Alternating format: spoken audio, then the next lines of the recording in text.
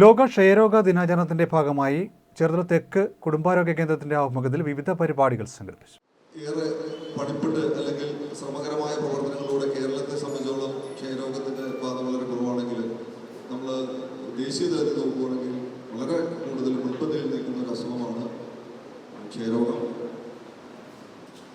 നമ്മളുടെ ലോകാരോഗ്യ സംഘടന മാർച്ച് 24 ലോക ക്ഷയരോഗ ദിനമായിട്ട് ആചരിക്കുകയാണ്, അല്ലെങ്കിൽ ആചരിക്കുകയാണ്. എല്ലാ മാർച്ച് 24 അങ്ങനെ തന്നെ ആചരിക്കുകയാണ്. ഇത്തവണ yes we can end TB എന്നാണ് പറഞ്ഞിരിക്കുന്നത്. Yes we can end TB, നമുക്ക് അവസാനിപ്പിക്കാം എന്ന്, ക്ഷയരോഗം എന്ന് പറയുന്ന അസുഖത്തെ ഇല്ലാതാക്കാം, അവസാനിപ്പിക്കാമെന്നാണ് പറയുന്നത്. പക്ഷെ അതിന് ഒരു ക്ലോസ് കൂടെ ആഡ് ചെയ്യുന്നുണ്ട്. അത് വേണം രാജ്യങ്ങളെല്ലാം, WHO രാജ്യങ്ങളെല്ലാം വളരെ ശക്തമായിട്ട് മുന്നോട്ട് വരികയും അതോടൊപ്പം തന്നെ ജനങ്ങൾ അത് ഏറ്റെടുക്കുകയും ചെയ്യണം. അല്ലാതെ കാര്യങ്ങൾ നടക്കില്ല.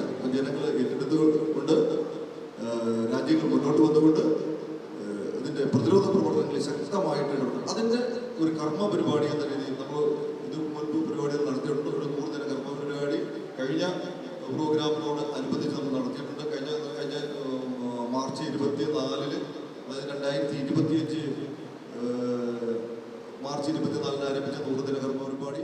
ലോക ക്ഷയരോഗ ദിനാചരണത്തിന്റെ 100 ദിന കർമ്മ പരിപാടിയുടെ ഭാഗമായി ചെറുതല തെക്ക് കുടുംബാരോഗ്യ കേന്ദ്രത്തിന്റെ ആഭിമുഖ്യത്തിൽ വിവിധ പരിപാടികൾ സംഘടിപ്പിച്ചു. KVM കോളേജ് ഓഫ് ഫാർമസിയും സംയുക്തമായാണ് പരിപാടികൾ ഒരുക്കിയത്. ബോധവൽക്കരണ ഗാനം, ലഘുനാടകം, ബോധവൽക്കരണ ക്ലാസ്, പ്രതിജ്ഞ തുടങ്ങിയ വിവിധ പരിപാടികൾ സംഘടിപ്പിച്ചിരുന്നു. Medical officer incharge doctor Anjali B പരിപാടി ഉദ്ഘാടനം ചെയ്തു. ഹെൽത്ത് ഇൻസ്പെക്ടർ VP ജോഷി ക്ഷയരോഗ ദിന സന്ദേശം നൽകി. Nursing officer Levin K Shaji സ്വാഗതവും ജൂനിയർ ഹെൽത്ത് ഇൻസ്പെക്ടർ പ്രദീപ് നന്ദിയും പറഞ്ഞു.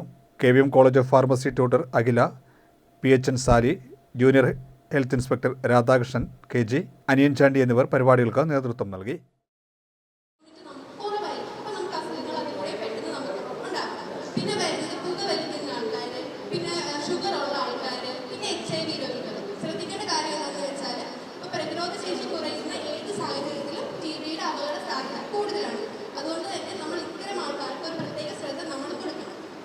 രോഗനിർണയം എന്ന് പറയുന്നത് നമ്മൾ കഫപരിശോധന വഴി, ചെസ്റ്റ് എക്സ്റേ, പിന്നെ രക്തപരിശോധന, പിന്നെ മാൻഡോക്സ് ടെസ്റ്റ്, പിന്നെ ജീൻ എക്സ്പോർട്ട് എന്ന് പറയുന്ന ടെസ്റ്റ് വഴിയൊക്കെയാണ് നമ്മൾ ഈ രോഗത്തെ നിർണ്ണയിക്കുന്നത്.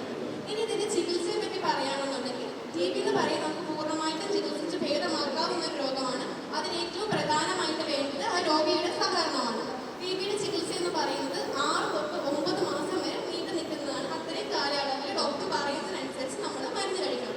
പിന്നെ TBയുടെ മരുന്നെന്ന് പറയുന്നത് ഒരു മരുന്നല്ല, പല മരുന്നുകൾ ഒരു കോമ്പിനേഷൻ ആയിട്ട് നമ്മൾ കഴിക്കുന്നത്. സോ ആ എല്ലാ മരുന്നും നമ്മൾ ഡോക്ടർ പറയുന്നതനുസരിച്ച് തന്നെ നമ്മൾ കഴിക്കണം, അല്ലാതെ കഴിക്കാതിരിക്കരുത്. പിന്നെ എല്ലാവർക്കും ഒരു ടെൻഡൻസി ഉണ്ടായിരിക്കും, എന്തിനാ ഇത്രയും നാൾ മരുന്ന് കഴിക്കുന്നത്, 2-3 ദിവസം കഴിച്ചല്ലോ, എനിക്ക് ചുമയൊക്കെ മാറിയല്ലോ എന്ന് കരുതിയിട്ട് മരുന്ന് നിർത്താം. നമ്മളങ്ങനെ മരുന്ന് നിർത്തരുത്.